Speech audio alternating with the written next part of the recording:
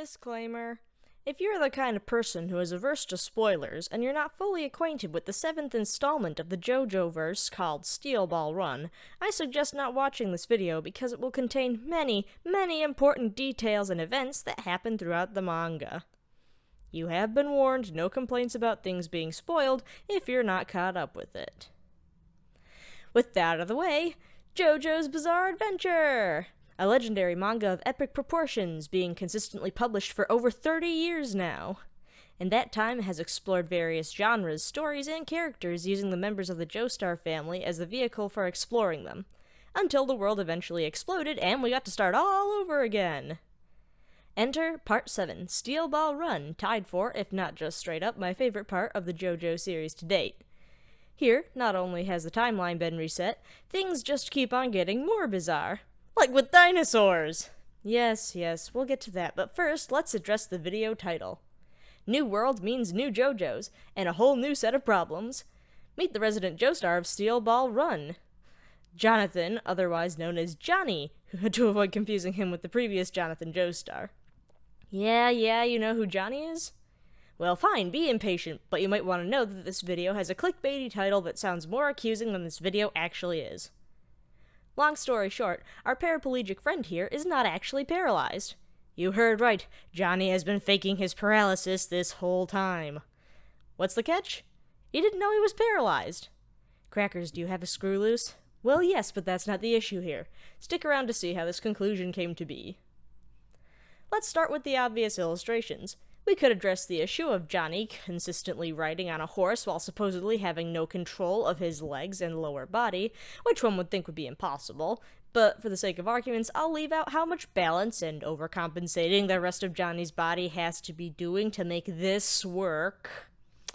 In addition to whatever he's doing that makes it so that Slow Dancer isn't slowing down, with the possible weight he's putting on the front of her, and pulling back on the reins.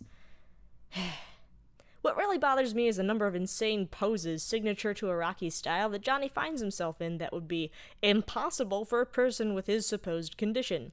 Cite the one above. Especially this one. Just try posing like this yourself. Your lower body, specifically muscle groups in your legs, are necessary to make these poses. Now, maybe this is just being a bit too real for most people. I don't know about you, but I don't stick around JoJo for, well, any kind of accuracy or consistency, really. There is much more of a basis to my claim than just pointing out things that everyone can see if they take a second look. Why don't we actually talk about Johnny? You see, I've come to the well-supported conclusion that Johnny's life-changing condition due to an injury is actually psychosomatic, which is to say it's all in his head. Basically, his lower body isn't disabled, he just thinks it is. Therefore, he can't move his legs. Psychosomatic illnesses are those defined by physical manifestations of symptoms in the human body that very well shouldn't be there. These things are brought about mostly as a result of psychological and emotional strain on the part of the person with said condition, and they can range anywhere from just feeling faint to a cough to, full-on paralysis. The thing about a problem that is psychosomatic is that under the right circumstances, even paralysis can go away, much like we see at the end point of Part 7, where JoJo is up and walking again. Now, it could also be perceived via the narration that Johnny's recovery is due to a miracle, but that's said in a maybe not kind of way, so I'm going to explore Johnny's character to show how the all-in-his-head thing works. Starting here at the beginning, Johnny grew up in the well-to-do Joestar family in Britain. Though he had a way with horses and was praised as a genius since he was young, his father was particularly hard on him and always favored his older brother, Nicholas Joestar. In a tragic accident on the track, Nicholas dies, and Johnny believes that he is the one responsible for it, details of which you can look up or read for yourself because this video doesn't need to be that long. Oh, did I mention that Nicholas was also a jockey? Yeah. Johnny moves on to become a jockey himself afterward, and a really good one at that, but he was always butting heads with his father, which resulted in him being essentially disowned and taking his career to America afterward. Now, Johnny did have it a little rough back there as far as family goes, but in America, he quickly became a star horse racer and pretty much disregards his past overseas. He gets into a lot of Well, I'll say celebrity shenanigans, and by this point it's clear he's not that great a guy. One such occasion of being an egotistical jerk, Johnny finally manages to get himself shot in the... well, let's look here. Now, we could talk about more JoJo-ness in this situation, or we could point out that the bullet clearly didn't hit his spine. Maybe a kidney, given all the bleeding and how high it is up on his torso. That would hurt a lot. Additionally, on the subject of possibilities of where the bullet hit, if it had made contact with the spine, causing the kind of damage that is implied later, he'd have problems with more than just his legs. Anyway, Johnny wakes up in the hospital, unable to feel his legs. Now he's cold, and alone, and unable to continue his career as a jockey, losing his status and everything he gained after leaving England. Is there some trauma here? I'd say so, though a lot of us were probably thinking this jackass kind of deserved it after reading most of that chapter. Yada yada, Johnny. In light of this, though, let's still make sure that we remember that Johnny has now lost the only thing he can do, has no one who cares about him, and the racing world moves on without much of a thought to him.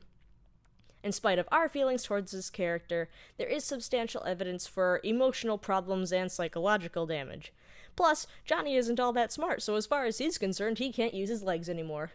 Poor me, says Johnny, how shall I get on now? Another mystery to all of us. Now, if you're going to ask, no, it is not likely at all that the doctors of the time, and in the area, would have been able to diagnose Johnny's condition. Even if anyone did care enough to explore his injuries, X-rays, as we know them today, weren't invented until around 1895, whereas the Steel Ball Run race took place in 1888, a good while after Johnny's accident. In addition to that, any and all impact Johnny's psyche might have had on his condition was even less likely to be explored because, once again, no one was around who cared, and psychology as a field didn't really take off until the early 20th century, let alone the talk about things like psychosomatic syndrome. Most likely, I'd like to emphasize that no one cared anyway.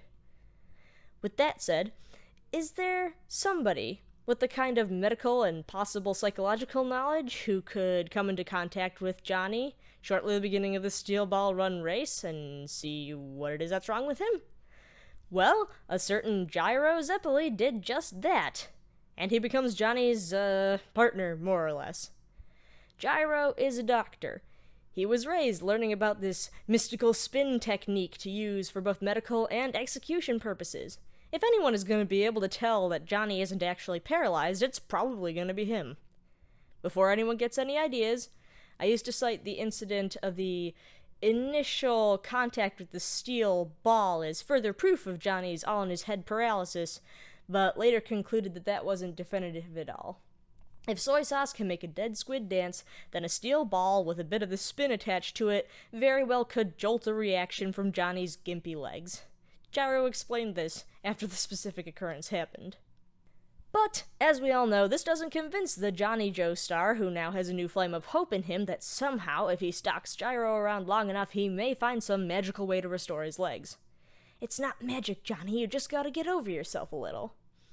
Who better also to tell him this than Gyro, who's like, Johnny, I'm not gonna piggyback you around this race. I have things to do and I intend to win. You wanna race? Go get your own horse and race. Nah, Johnny wasn't looking to race, but if it means he gets to pad around after you in the search for magic and miracles, he'll do stupidly impossible things, like backflipping up onto a horse by rolling over her head. Johnny must have been really working on his abs or something to be able to do that, right? Now, from here on out, it's all about Johnny becoming a better character that would help him to come to terms with his past and such. Gyro is not treating him like a baby, and that is the starting point for this. Over the course of the race, and consequently the manga, we get to see some overwhelming growth in Johnny as a character. As he and Gyro form a strong Joestar Zeppeli friendship, they help each other through thick and thin, and this is the kind of thing that is what will eventually help Johnny get his feet back under him, both metaphorically and literally. We start with small things, like him tagging along with Gyro while sarcastically encouraging his terrible jokes and singing, and watch as the stakes of the race grow exponentially, and we get to the point where Johnny willingly sacrifices the pieces of the holy corpse, which in no way were those easy to come by, to save his friend. Now, that's very short and to the point, to gloss over. You should read it for yourself to get a better feel for what I'm talking about. Now, Two more things happen toward the end of the series that really cement closure on Johnny's growth as a character and bring the psychosomatic theory full circle. One last warning for major spoilers. You had 3 seconds to avoid them somehow. Gyro dies. The first real friend Johnny has ever had, the person he trusted most out of everybody and leaned on over the course of this whole bizarre cross-country race and then some, got the standard treatment of the Zeppeli name. It was a real loss and kind of heart-wrenching to watch Johnny almost make the deal to save President Valentine on the off chance that he could alleviate some of the pain of losing his best friend. In this particular instance, it's lucky that Johnny isn't exactly a genius and ran out of time a split second before he could make that possibly world-ending decision. Now, Johnny is by himself. He still technically has some living allies, but no one left to metaphorically or literally lean on. He has to complete the final leg of the race himself and confront the final surprise villain. It's an alternate universe version of Diego Brando. I said spoilers, and I decided to say that because I wanted to. The other major event that ultimately brings closure to Johnny's character arc is in the heat of the final leg of the race. Allow me to underexplain that it's closure on the familial side of his emotional issues he still has to come to terms with. We're in the middle of a race with the highest stakes yet, and this is the point where Johnny's dad decided to show up and say, "That's my son and I'm proud of him." There's a bit of eye contact between the two, but we've still got to keep going on this race, so the moment is a bit short-lived. What we still need to take away from this is that Johnny can move past feeling guiltily about what happened to his brother. Right away, Johnny, be free of your past, knowing your dad actually loves you. Apparently. By the time the high voltage arc is over, Johnny doesn't actually win the race, but based off of everything we've seen so far, that's alright with him. Heck, he even lost the Holy Corpse and lost to Diego again. It was never about the race in the first place, and despite the fact that he's ending all by himself, just like how he started, that's also okay. In a melancholic way, Johnny managed to get over his trauma, and now he's back on his feet again.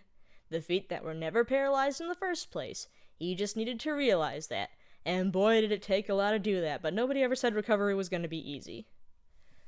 There you have it, folks. Johnny went from being a lousy jerk who deserved that wheelchair to actually a protagonist who learned the hard way how to get back on his feet and stand up on his own.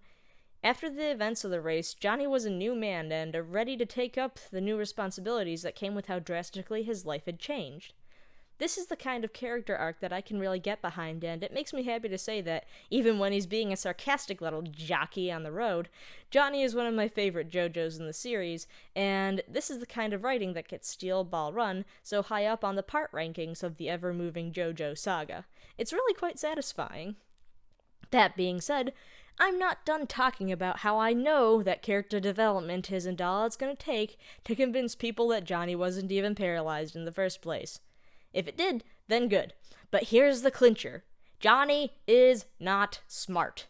Does he manage to use his head to get out of various situations and defeat his foes? Yes, but I mean Johnny isn't book smart. Mr. What's a Dinosaur wouldn't know the meaning of psychology if Gyro tried to teach it to him.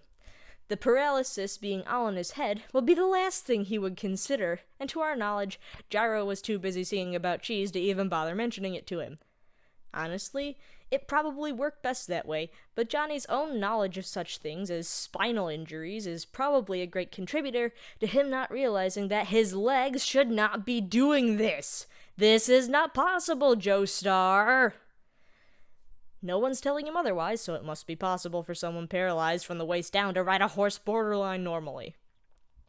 Oh, is that not convincing evidence for you? Then consider this. Johnny Joestar, Mr. What's a Dinosaur, pulled an unforgivable stunt exactly in the same arc he said this. In the Scary Monsters arc, yes! Johnny is in possession of a piece of the Holy Corpse, which helps stave off the slow transformation into becoming another denizen of the raptor apocalypse and keep him sane. In a move that you'd only think to do in JoJo, he lets go of his piece of the corpse in a final gamble to attack Ferdinand and stop the Stan's assault. He allows the transformation to take a hold of his body, turning him mostly into a dinosaur just before growing a tail and using it as a way to propel himself into and through the air to clear the space between him and Ferdinand to deal a finishing blow. What? It was only thinking about this in retrospect that it occurred to me exactly how stupid it was. What is this, Johnny? Cool, yes, I mean dinosaurs, but don't you know that the tail is an extension of your spine? That all the nerves bunched up in the central nervous system that extend to your legs to make them work are connected to the same stem? That would help a tail function? If you can move your tail, you can move your freaking legs, you moron! If you're paralyzed from here down, you can't move any part of the spine past that point! Or anything past that point in the spine for that matter. Yep, that's it. I can't do this anymore. Johnny is just stupid and his gimpy disposition is all in his head. The dinosaurs don't lie. I rest my case. Peace out. And that is all she wrote, folks. The complete story about how Johnny Joestar was in fact never paralyzed. Don't believe me? Tell me why. Have something to contribute or want to attempt to rebuff my claims? Test your luck in the comment section. There's never a shortage of things to talk about when JoJo is involved, so don't be a stranger. Thanks for watching to the end, guys. If you like videos like this, don't forget to like and consider subscribing for more JoJo content among other spam. Art and video suggestions are always welcome, so if you have those, be sure to leave them below as well. Check out some of my drawings on my DeviantArt in the description below, and stay updated on my casual art and anime watching by following me on Twitter. Once again, it was nice having you around, people of Earth and elsewhere. This is the channel where the content is spam, and I am Crackers.